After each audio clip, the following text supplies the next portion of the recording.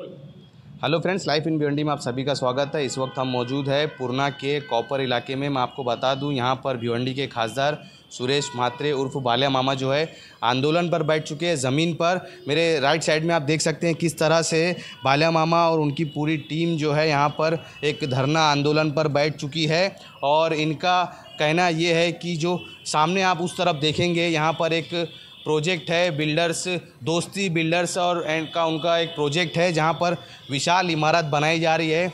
बताया ये जा रहा है बाल्या मामा के ज़रिए से कि यहाँ पर जो बिल्डिंग्स बनी हैं, इनकी जो किसानों की जो ज़मीन है उन्हें पूरी तरह से मुआवजा नहीं दिया गया, जिसके वजह से वो काफ़ी दिनों से वो बिल्डर्स से जो है इस चीज़ की मांग कर रहे थे कि इनको जो है और स्थानिकों को जो है यहाँ पर रोज़गार नहीं दिया गया।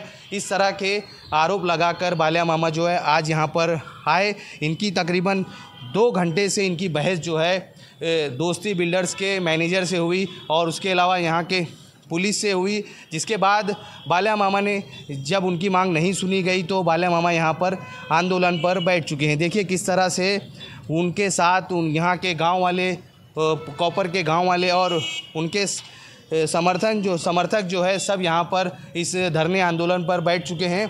तो अब मैं आपको दिखाऊंगा आगे की वीडियो में कि किस तरह से बाल्या मामा जो है दोस्ती बिल्डर्स के जो मैनेजर हैं उनसे और पुलिस से उनकी क्या बातचीत हुई, आगे वीडियो में देखिए। मोबाइल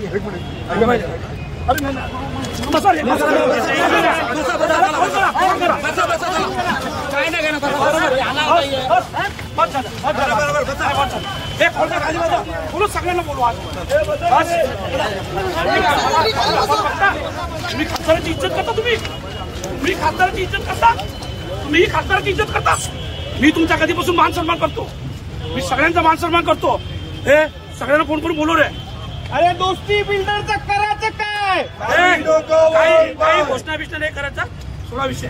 चल सगळ्यांना बोलव आणि कामत साहेब, मी तुमच्या विरोधात आहे।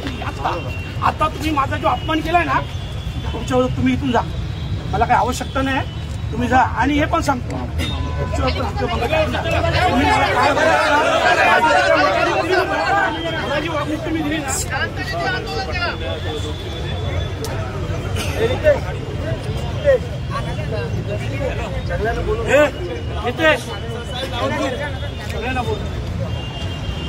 आणि आता काही होणार नाही। राजीव ओरा येत नाही ना तोपर्यंत मी इथून उठणार नाही। तो आजचा दिवस, उद्या दिवस, परवा दिवस सगळा झाला त्याचा बस।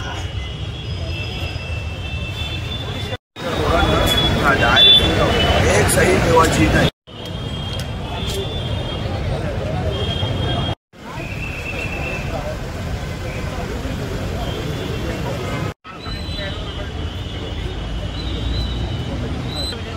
तुम्हाला भेटला 3 महिन्यापूर्वी, त्याला मी विनंती केली तर सगळ्यांचे व्यवहार चुकते। काम नाही बंद केलं ना साहेब, नाही काम नाही बंद केलं ना तुम्ही ऐकणार। मी स्पष्ट सांगतो, ऐका, मी काम बंद का सांगतो, आमचा न्याय द्या आम्हाला, तुम्ही काम चालू करा, आमचं काय म्हणणं नाही। मला मॅनेजरशी काय बोलू मी, त्या मॅनेजरला मी 3 महिन्यापासून फोन करतो, साहेब माझ्याजवळ तुम्ही असते ना खासदार, तर मॅनेजरची तर IMI काढली असते, पण मी तरी बघा ऐका साहेब, एवढे वर्ष अन्याय केला, अजून तुमची इच्छा आहे का आमच्यावर अजून अन्याय झाला पाहिजे? अन्याय होतात ते। काल्लेरचं एक पत्र दिला, तुम्ही काय कारवाई केली? यांची केस झाली, काय कारवाई केली?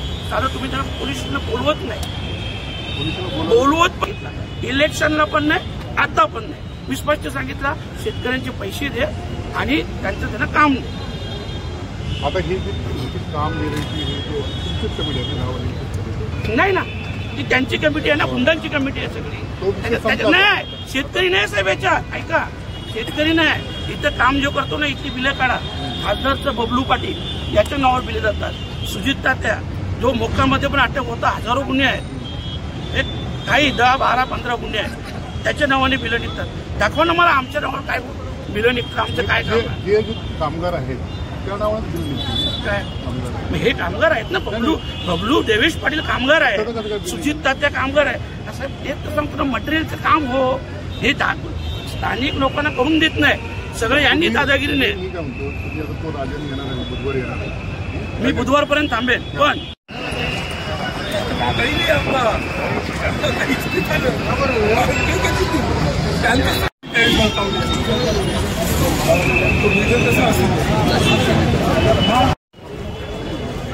जरा बाजूला